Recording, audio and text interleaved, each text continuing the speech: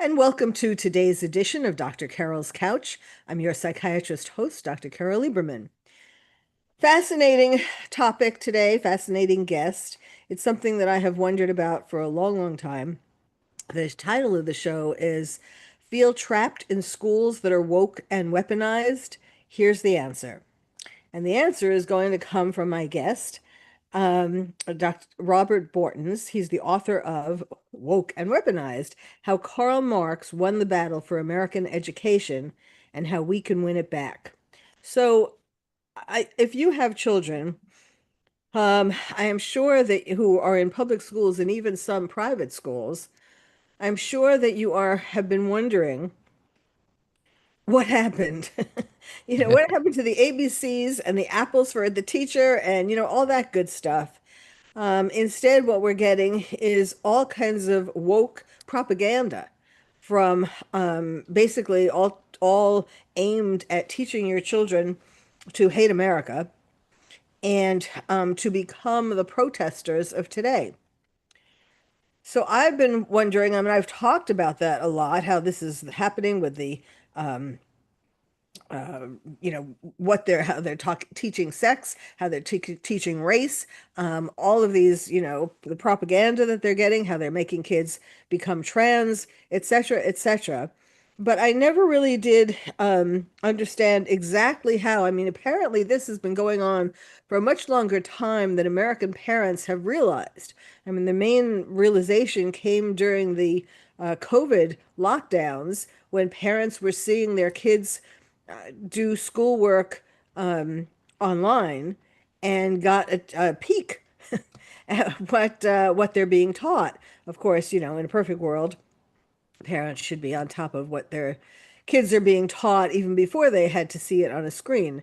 But it's in a lot of ways it's so unbelievable that I don't think the parents would have ever dreamt that this kind of thing is being taught in school. And the problem is that if this is what kids are learning in school, then this is what they become. It's not just a school problem. It's not just when they're kids. It's when they grow up hating America, and we see a lot of things that we're seeing today. So, my guest is Robert Bortins. He's the author of this book that I mentioned. He's also the CEO of Classical Conversations. So, welcome to the show, Robert. Thank you so much for having me. And yeah, glad to be here because it's hard to fix a problem if you don't understand the root cause. Absolutely.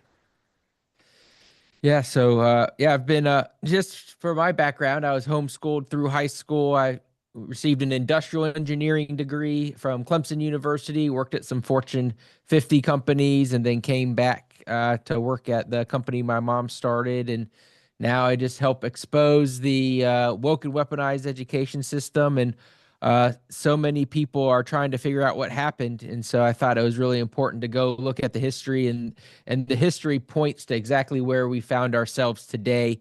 It took a few generations of families to get here. But yeah, this was planned really from the beginning, as early as the 1800s, early as 1902. And so we did all the research and pulled the string of history so that parents know exactly why we are where we are today. Perfect. So, tell us. Yeah. So the first person that we talk about is a guy named Robert Owen. And so he started a commune in Indiana in the 1830s. And he gave a speech. And what he said, the problem in the United States was what he called a trinity of the most monstrous evils that could be combined to inflict mental, physical evil upon our whole race. So he saw that the evil in America was private property, religion, and marriage. And Huh. he saw that a collectivist worldview could not be obtained, that he couldn't find utopia until these three trinities of monstrous evils were ended. And so that is where the idea of government financing and controlled school system was started at a failed commune in New Harmony, Indiana in the 1830s. That was then brought over to Prussia, which is most people don't know what Prussia is, but it was Germany pre-World War One. They had just lost a battle to Napoleon. They did not want to lose another battle, and so they got really interested in the government educating their citizens. Before that, everything was privately educated, whether students were homeschooled or went to a church for school, or maybe there might be a local school that businessmen have put together and paid for. But everyone was basically privately educated before that. And so they wanted good soldiers. And so they brought it to Prussia and brought Robert Owen's ideas from there. And then we saw most people have heard of Robert Owens, but they've heard of guys like Horace Mann. So Horace Mann then got these ideas that Prussia kind of formed. And again, this is the group that started World War One started the public school system, and then they imported those ideas here.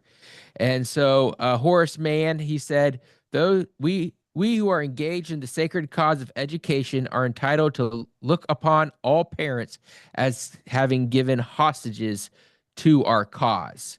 And What? so yeah, exactly. And so, what is that cause? Well, there's a famous interview in that we point out, and later on in the book that Norman Dodd had in 1982. And so, 1982. So we're fast forward about 100 years later. He was talking to President H. Rowan Gaither. He was the president of the Ford Foundation.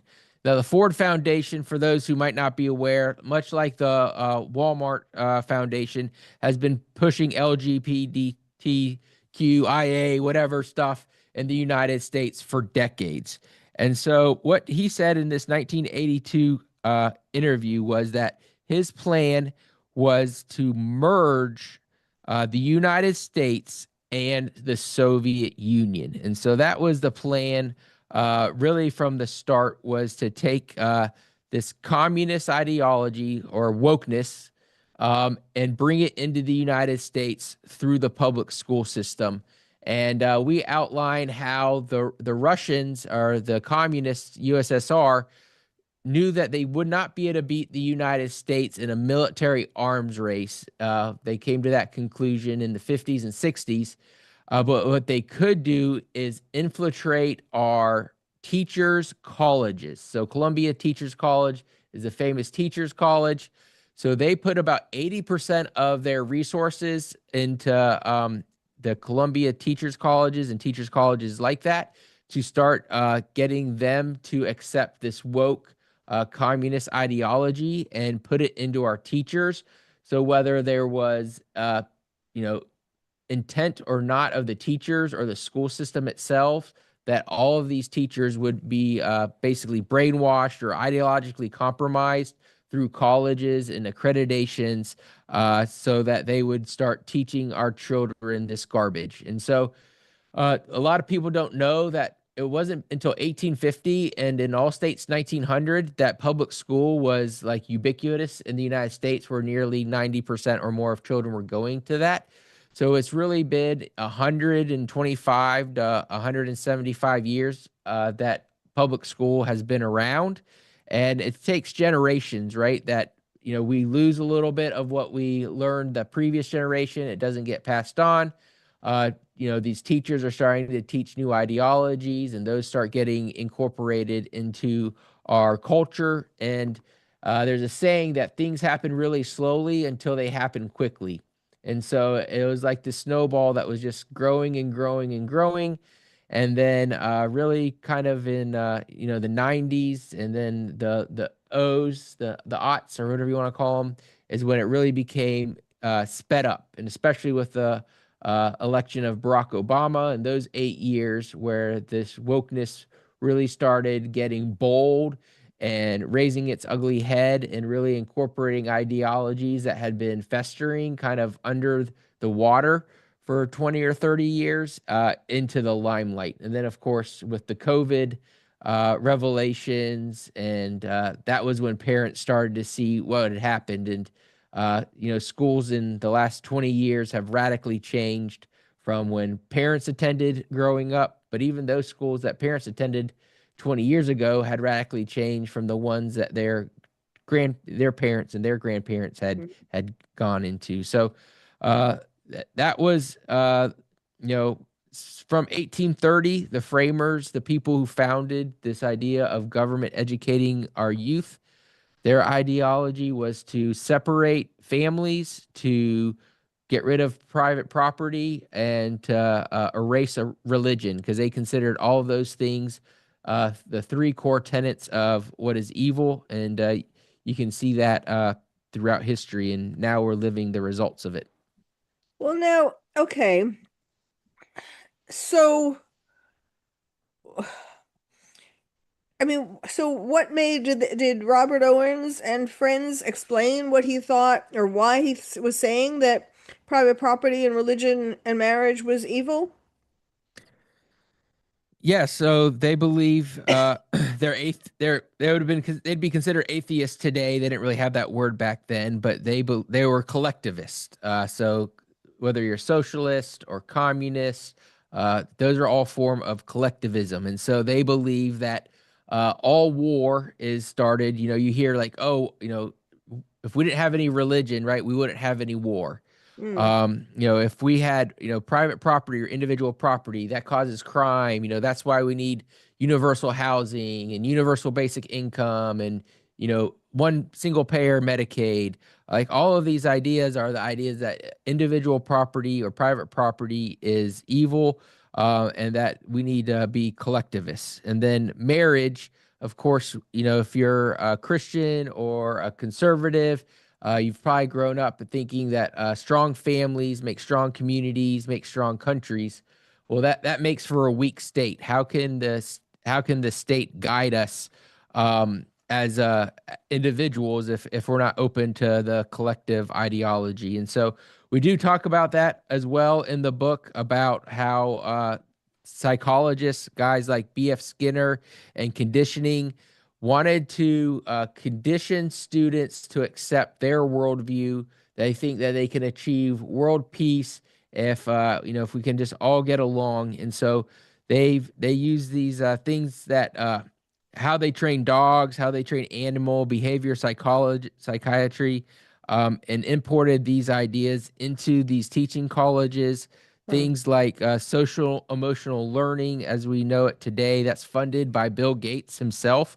So we all know about Bill Gates, I guess, Russian prostitutes now. And of course, he was a big funder of the COVID lockdowns and planning for that. Well, he's the guy behind these social emotional learning that we have now. That's straight from Skinner's box, where he basically, would punish students or reward them based on them conforming to his behavior, just like you would for training a dog. If you're a dog person, right? That's you give them treats or you bop them on the nose, maybe if they're very softly to teach them a lesson. Those same ideas from the 1960s and 50s that got these kind of psychiatrists thrown out of the medical field. They went immediately into marketing, to big media, into education in order to train families, train students to behave the way that they want to do. And so they were working specifically, like again, with like Germany. They wanted a compliant citizenship that would be willing to go to war for their leaders.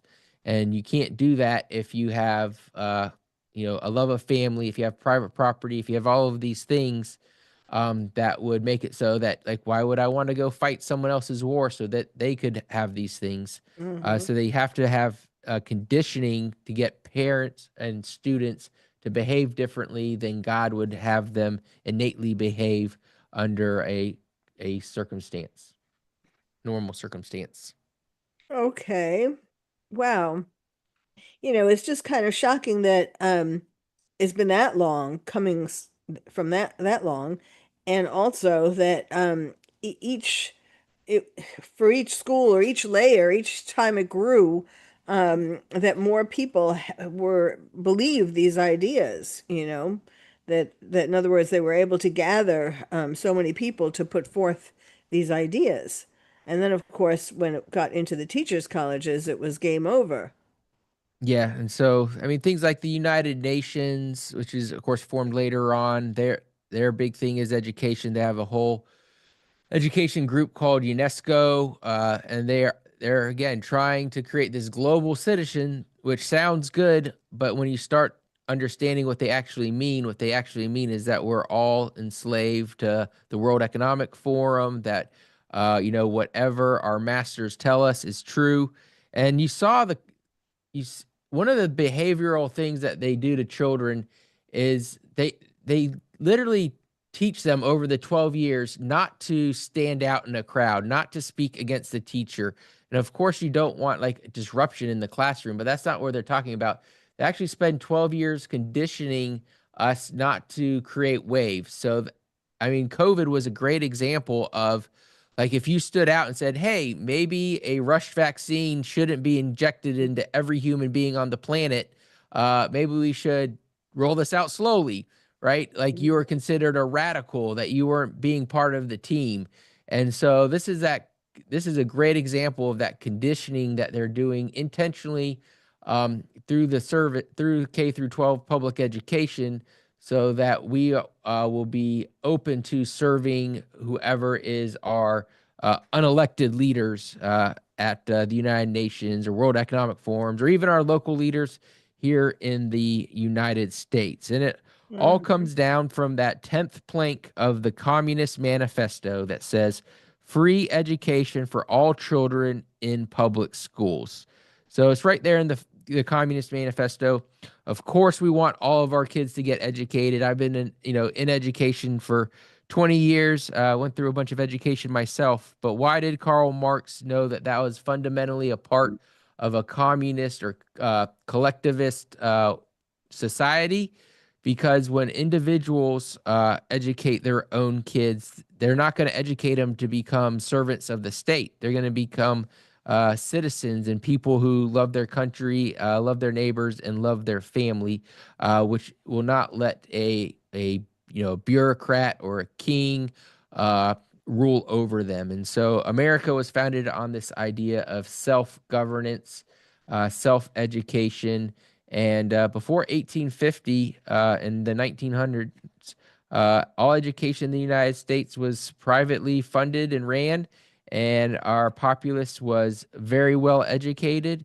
And so there is hope that we can go back there again, and we can cut down our taxes significantly because we don't need the government funding every single choice a family wants to make. Hmm. So, oh wow.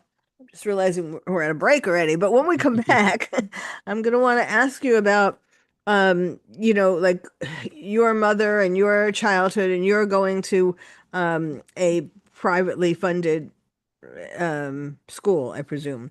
And like how, in other words, where your mother got this idea of doing all of that, and how how you liked the process.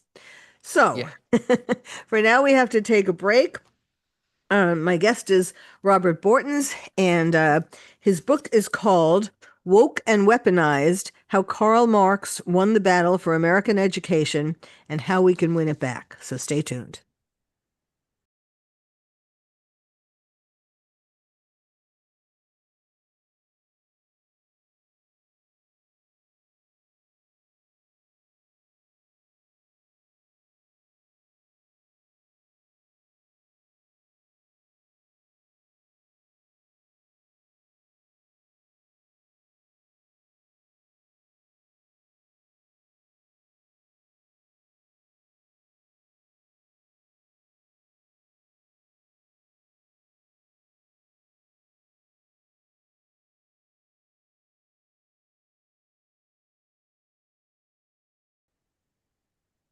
And welcome back to Dr. Carol's Couch. I'm your psychiatrist host, Dr. Carol Lieberman.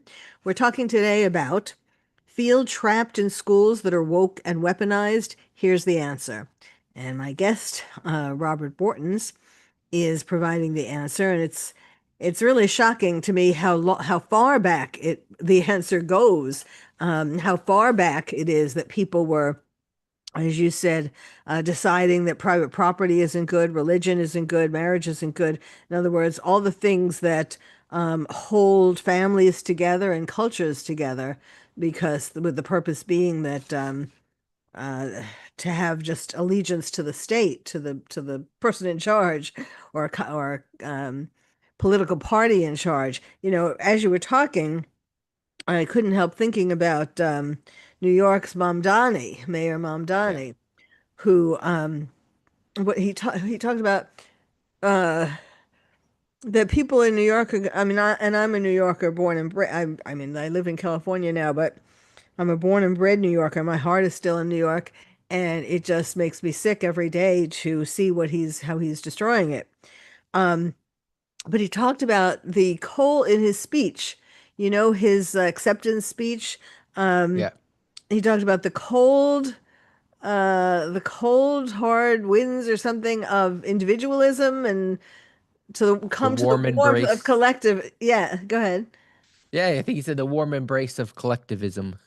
Yes, and then he was set out to freeze all the people in the snow who were homeless, sleeping in the snow, and he wouldn't let the police pick them up for some crazy reason, but that certainly wasn't the warmth of collectivism. Um, So let's talk about, you know, you said that your mother has this, you went to work for her. I presume I don't know what her job is. But I'm guessing that it's something to do with helping people to have homeschool for homeschooling, helping people or get organized, parents get organized to have homeschooling. And I don't know when she started that, but you apparently well, just tell tell us Yeah. about your life and and how your mother ruined your life. Yeah. No, yeah, she definitely ruined it having been homeschooled. Yeah, so my parents, yeah, I'm gonna give you it's a fascinating story. So my mom is 9 years younger than my dad. They met at college. My dad was working on his second degree, and they're both aerospace engineers. Hmm. And she saw that my dad had been educated differently. And my dad is an immigrant from Latvia, or his parents immigrated from Latvia. He was born in the United States. His oldest brother was not. He was the youngest of three. And it just fascinated her, and she did not enjoy public school, private school, Catholic school. She went to them all growing up, well educated, but just had bad experiences at every level. And so in 1983, when I was born, she decided that she was going to stay home and homeschool. You know, she went through the process of finishing out her contract, working at Boeing, and just started homeschooling us. And back then, there was probably less than 10,000 students being homeschooled in the United States, maybe a little bit more. And as we grew, she continued to read books about education, and you know, homeschooling started to mature a little bit. And when I was entering high school in 1997, she wanted to help more families homeschool, and so she started an Wait, organization wait, called wait. Let me just stop you there. yeah. First of all, how many siblings were you? Yeah, so I'm the oldest of four. So there's me and my brother John, and we're about 18 months apart. And then there's a 12-year gap, and then I have two more brothers that are 12 and 15 years younger than me. So the joke is that my parents homeschooled us, saw the things that they did wrong, and so had two more so they could do it over again. But now so she started classical conversations in my basement in 1997 in North Carolina. There's 11 students. We would meet once a week to go over the curriculum together. So we would read papers, do debates, and things like mock trial, dissection. So every single subject that you would see in school, we were covering once a week at home in a group, and then you'd go home and do it yourself as a homeschool student with your parents' help the other 4 days of the week. And so that grew. More Wait, parents wait, wait, wanted it. wait, wait, wait, wait. Yep. So, Yeah, sure. um, so, so how old were you when, like, did you go to kindergarten or? No, I didn't go. I was homeschooled the whole way through high school, and I graduated when I was 17. So I graduated a year early. So I was not until I went to college at Clemson University in South Carolina did I ever step into a kind of a public school, if you will. But yeah, it was homeschooled the whole way through, and for the last 3 years in this community of homeschoolers, 11 students that were working and studying together. The great literatures. We study the great books, study Latin, and things like that. And so I was like most teenage boys. I loved basketball. I thought I was going to play college basketball, but an injury prohibited that from happening. And then when I went to college, my mom continued to grow the business, and I got a call when I was a sophomore, and my mom said that my dad had quit his job so that he could help take care of my younger brothers, and that she was going to see if classical conversations could be help more people. And good luck, they weren't sending me any more money or helping me pay for college anymore. That I'd be on my own, and so I would work a semester, go to school semester. I did that for 5 years until I got my degree, and then I worked at at a couple of Fortune 50 companies as well as a manufacturing company. And Okay, during that time, but you're going too fast, or I have sorry. questions on these things. Go ahead, Uh, Carol. Yeah. um, okay, so before you, so you didn't, high school was homeschool. No, wait, No, high school was homeschooled. high school was Homeschooled homeschooled. with classical conversations, which was being started at that time by my mom Okay, out of our basement. so only college was when you went to to regular So, classrooms. I mean, yep. Clemson is that's a private school, right? It's actually it's a public school in South Carolina. It's It's a a public public school. university. Okay. It's a land grant university. Well, does that mean, does it have some kind of particular philosophy, or is it just like It's regular public Yeah, it's school? just like a regular university. There's about 12,000 students there when I was there. I Wow. think they're about 18,000 now. So So they've grown. what was it like going from being homeschooled personally, one-on-one, by your mother, Yeah. really personal, um, to going into this college campus, with books and teachers and moving around to different classrooms, and I mean, how did you adjust? Yeah, I mean, I think I adjusted pretty well. The first semester was a little bit rough, mostly because of 9/11 happened, and that was kind of, just caused a lot of chaos. I was actually preparing to take my first calculus test the morning that it happened. They did not cancel the tests back then, so I did not Huh. do so well on it. So I had to kind of dig myself out of a hole. But yeah, I mean, homeschooling prepares you well because it teaches you how to kind of work on your own, especially once you're kind of in high school. The parents are usually more like a guide or a tutor than like Mhm. teaching you everything, because the books, the curriculum will lay out most of what you need to know, and they can just like, grade your papers and help answer questions that you don't necessarily have. And so that like autonomous, self-starting type of work ethic I had already established in high school. And so that was helpful for my college career. Definitely, um, being away from home's always, a new experience. I didn't necessarily always make the best decisions, but I did okay Did you in the long run. did you go wild because you finally were free? Not really. I didn't. Would never say it really went wild. But yeah, definitely, probably, tried out some things that probably weren't the best decisions looking back on them, but Mhm. nothing too crazy. Okay, well, when you were growing up and you were being homeschooled, did you ha how did you have friends, and how did you make friends?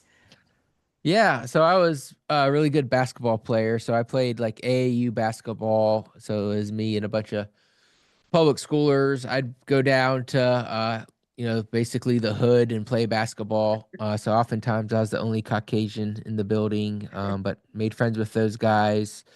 Church, we were at Uh-huh. church Sundays and Wednesday nights, and part of youth group. We had a homeschool basketball program and a homeschool track program. Huh. So I was Huh. involved with that. So Yeah, from church and sports, I had plenty of socialization and activities. And as soon as I turned, I think 15, I had a job almost all the time. So I was always, working for, different businesses and meeting people through that. So, yep, Uh-huh. I had a girlfriend. I went to high school prom. I went to her public school Huh. prom. Huh. So I didn't miss out on any of those things And what about your either. brother? Was he as fortunate?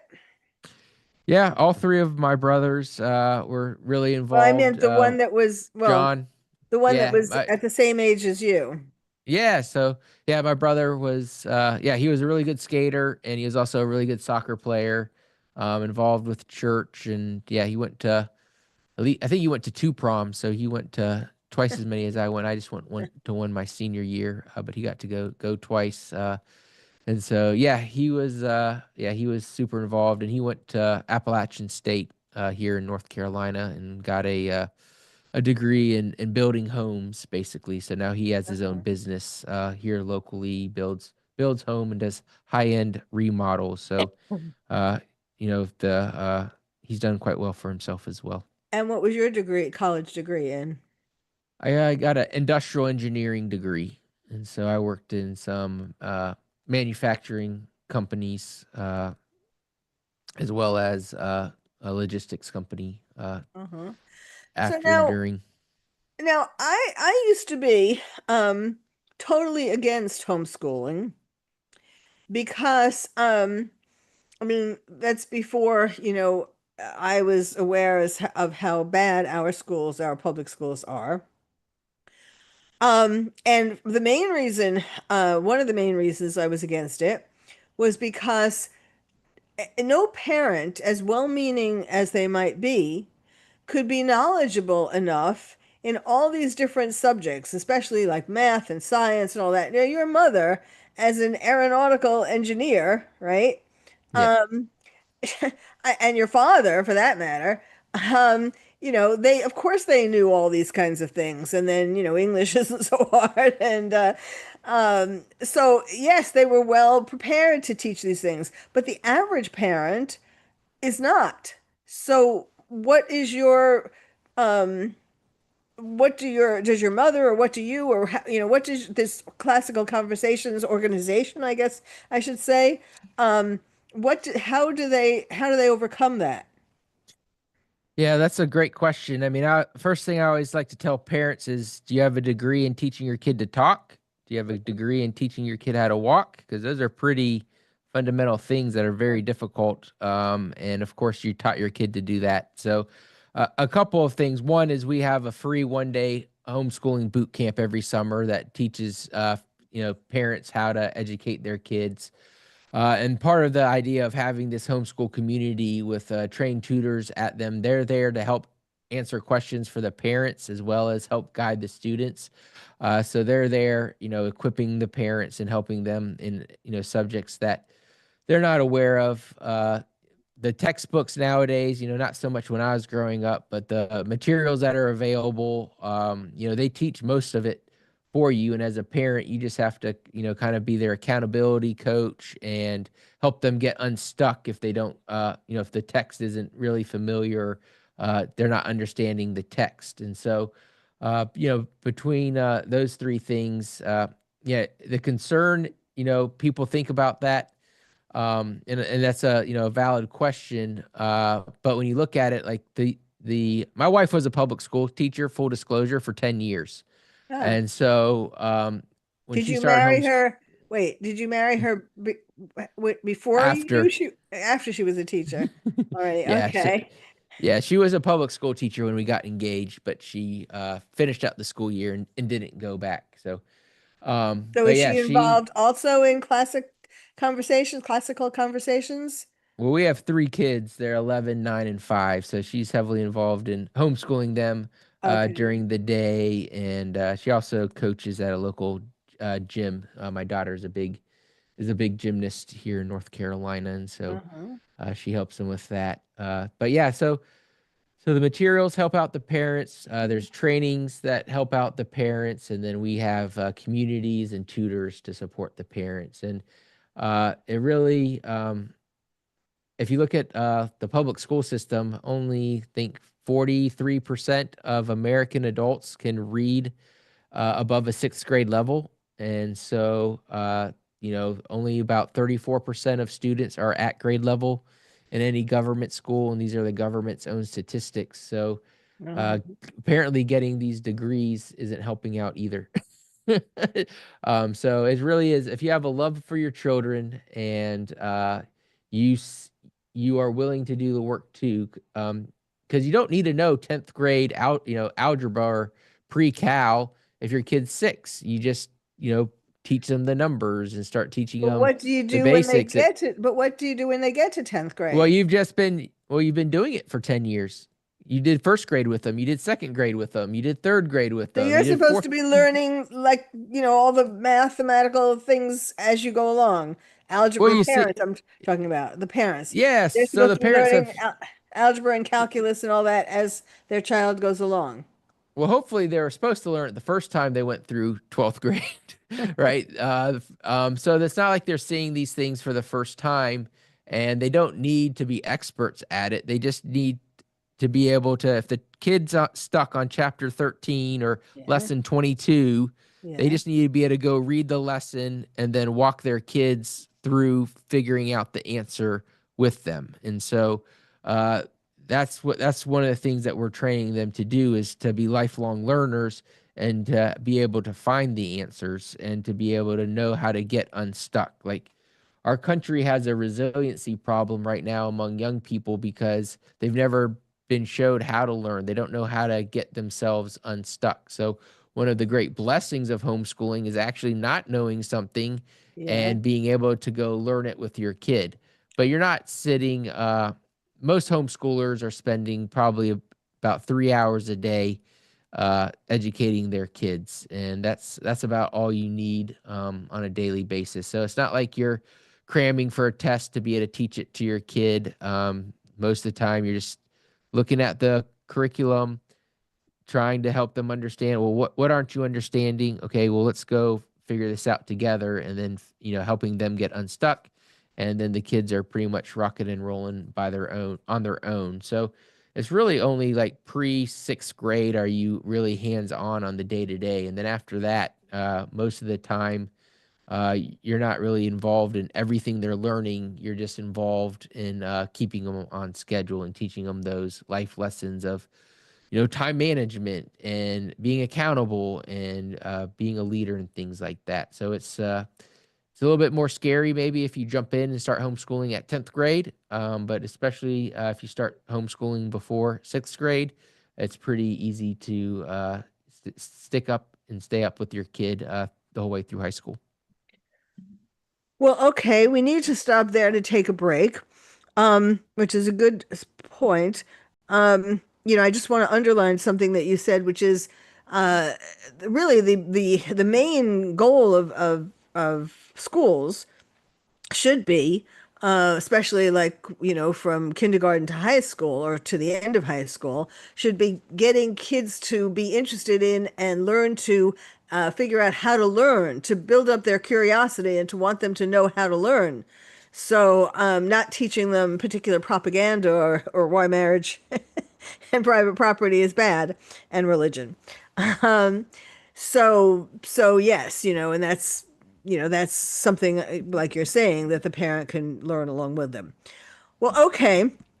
Let me just before we go, let me just remind people my guest is Robert Bortins, and his book is called Feel.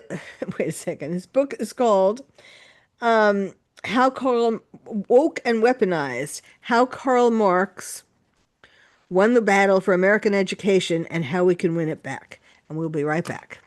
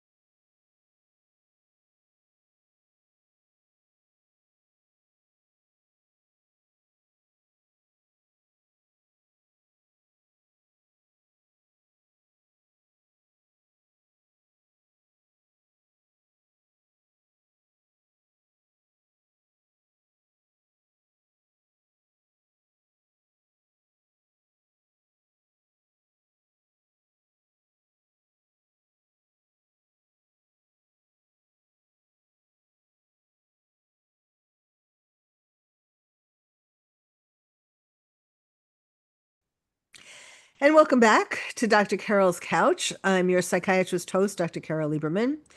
My guest is Robert Bortins, and his book is Woke and Weaponized: How Karl Marx Won the Battle for American Education and How We Can Win It Back. Now, if I were a parent or a grandparent even listening to this and thought, yeah, that's kind of interesting. I might like to do that. Of course, I'd have to find 3 hours a day. I mean, you need to talk about that a little bit. Um, but so how would I get started, and how can classical conversations help me get started? Yeah, so classical conversations. So we have a number of things. So our K through 12 curriculum. So basically all the subjects that your child needs to learn from phonics to science, geography, math, English, from kindergarten to 12th grade, we have you covered. And then what we do that's different than most homeschooling companies is then we form local communities. So we have 2,000 communities, give or take, in the United States. We have another 800 international. We're in 60 countries. And they get together once a week during the academic year to work on academics together. And so during that day, for kindergarten through sixth grade, it's from basically 9 a.m. to noon. They go over the six core subjects, and then for once they hit middle school and high school, it's all day, so 9 to 3 p.m. And they're there with other students, typically in groups of 8 to 12, that are learning, and they go over each of the subjects. They'll read their history papers, they'll debate current events, they'll do things like science fair. They will study logic and math together, Latin, and all the while, these tutors and communities are there to support each other. And so it's not lone schooling; we call it homeschooling with the community. And so for us, if you would go to our website, classicalconversations.com, you'd put in your zip code. We would connect you with a local homeschooling mom or dad who's in your area, and they would come and talk to you about what programs we have, where they are compared to where you're living, and walk you through what it looks like to be a classical conversations parent. But yeah, it's we have you know, homeschooling moms. We have about 30 of them who are on our curriculum team. They have hundreds, if not thousands, of years of homeschooling experience. And so they pour all of that into our curriculum, into our parent support products, into like our webinars and things like that. And so we have behind a paywall, if you're a member of our community, like if you're stuck on Latin in sixth grade and it's the fifth week of community, you just go into our proprietary system, tell them where it's stuck, and it'll give you helps as a parent that you can share with your child to get unstuck. And so we've even developed college curriculums, college partnerships where our students get automatic admission or scholarships to go to colleges with our college partners. And so basically, for now, we're almost at our 30th anniversary or 30th year as a business, and supporting homeschooling families, hundreds of thousands, if not millions of families at this point over the last 30 years. Uh, and we've put all that knowledge into something that a parent can pick up and do with their kids. We host podcasts and webinars and all sorts of things so that the parents are never alone. Uh, this year, our tagline is homeschool with a friend. And it's not just that the kids have friends, but the parents are gaining friends, people who are like minded on the same journey that they're going on so that they can lift each other up and support one another. And the results are tremendous. The SAT scores and ATC scores I are. was just gonna ask you, do you have along the way, do you have like the public school tests, the what do they call them? The to End show of that the grades. yes, to show that the child has accomplished what they're supposed to accomplish for that year. Yeah, so we've been using Blue Books the whole time. So there's two things. Each state has its own homeschooling laws, and Mm. so those those are things that the parents, obviously need to do to be compliant with their homeschooling in their state. So those are typically kind of your end of grade stuff. What we do inside of our curriculum, once they hit seventh grade, is these blue books, as these blue book exams at the end of the year for each I subject. And so remember blue books. yeah, well, they're coming back. So the public schools abandoned them for 20 or 30 years, but now with the rise of AI, all these blue books are coming back. And Wait, we've how just does seen, that? I don't understand that. What does AI have to do with blue books?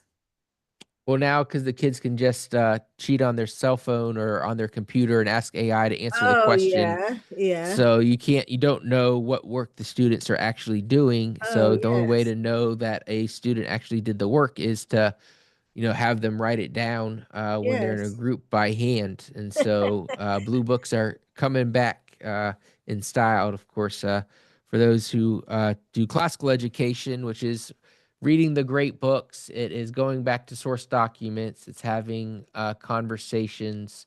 Um, we never really stopped using the blue books, but those who embrace kind of the iPads and all these technologies, they've Yeah. been moving everything online.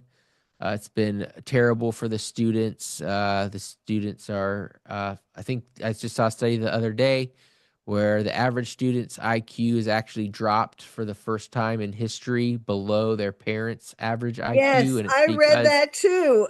That's really because of very all these sad. screens. Say it again. A lot of it's because of all these screens and these new Uh-huh. ideas that they've been putting into the modern classroom. I mean, that's again going back to those teachers' colleges, right? The teachers want to do a good job. My wife was a public school teacher; she wanted to do a good job, but this teachers' colleges just fed her garbage for 4 years, and so she's doing all the things that they taught her to do. She loves the kids; she's trying to do her best, but she doesn't know how to pass on knowledge to the next generation because they intentionally never taught teachers how to do that, and so what we do in our curriculum and in our programs, in our free parent trainings, is we actually teach you how to pass on knowledge to the next generation, and we call that 15 tools of learning. So from kindergarten through sixth grade, we teach you 5 tools of learning that parents have. We teach them 5 more tools, basically starting in seventh grade to ninth grade. And then from ninth grade to 12th grade, we teach them 5 more tools. So when the student graduates, we've taught them 15 tools of learning, and that's going to provide them the opportunity to tackle whatever life throws at them. Versus you hear this term college and career readiness. Well, we don't even know what jobs are going to exist 5 years from Mm-hmm. now. Mm-hmm. So how are you going to go to school for 12 years when you don't even know what jobs are to be college and career ready, when you don't even know what that's going to look like 5 years down the road? I mean, Mm-hmm. there's probably 20% of jobs today aren't going to exist by the time the students are out. So college and career readiness ideology is just nonsense. Those who are receiving a classical education and are learning these 15 tools of learning, um, it doesn't matter what the job prospects look like because whatever needs done, they're going to know how to do because they know how to learn how to do it. Uh-huh. And Uh-huh. I mean, all the business research shows, 80%, 90% of what you do at work is learned at your job after you're hired. I mean, the only thing you're bringing to work for most people, especially starting off, is like, can you read? Can you show up to work on time? Those type of things. Can you be a good human? And then the job is training you to do what you actually need to get done. Mm-hmm. And so, what we do is teach you how to learn anything during those 15 years, and of course, you're Yeah. practicing it over and over again, and you're using uh, the core subjects to practice it in different disciplines. Now, one of the things that is not being taught, or at least not in the right way, is 9/11 and terrorism and the world, world history, American history.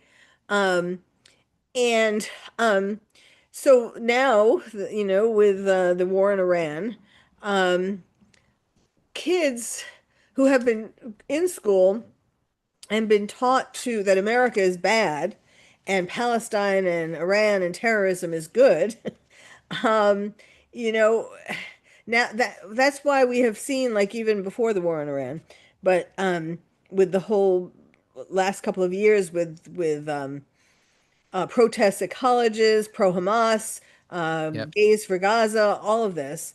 Um, and and so now kids are like, and that's what's causing so many of these so-called protesters. They're really rebels or rioters. They're not really just protesters. They don't just hold up a sign. Many of them are violent. Yeah. So, what have you seen in terms of what is being taught in the public schools, and how are you doing the opposite? Yeah. So, I mean, one, they teach books written by these woke companies. Like, if you go look at these companies like McGraw-Hill and the history behind them, like these big curriculum companies, you can see that they are intentionally rewriting history through this woke ideology. And the best way to fight that is to go read what we call original source documents. So go read letters from soldiers, in the Civil War, or go read the Federalist Papers. Read stories about like Amos Fortune and slavery. Go read from the people who experience history. We teach them geography. Like most people can't even name their 50 state capitals or point to where Montana is on a state. Well, we teach our students to label like all of Europe. The big project that they do at the end of seventh grade is draw the entire. They have 1 hour to draw the entire world from memory, and to Wow. label as many places, rivers, mountain ranges as they can. And so there's some very beautiful maps that get drawn, but they memorize hundreds of locations. So, uh, when your mind hasn't been taught to think and it's been taught to, uh, you know, parrot whatever the powers that be are, and to not rebel if you see something that's wrong, then you get this, woke ideology that's being spread in our schools. And then what kid doesn't want to leave school to go quote unquote protest, Right. right? And Right. so it's an easy A for them to go get extra credit and things like that. And the whole plan again is to undermine private property, marriage, and religion, and it's worked out beautifully, unfortunately. Yes, yes, yes, very unfortunately. But it's really good to know that there are things that parents can do.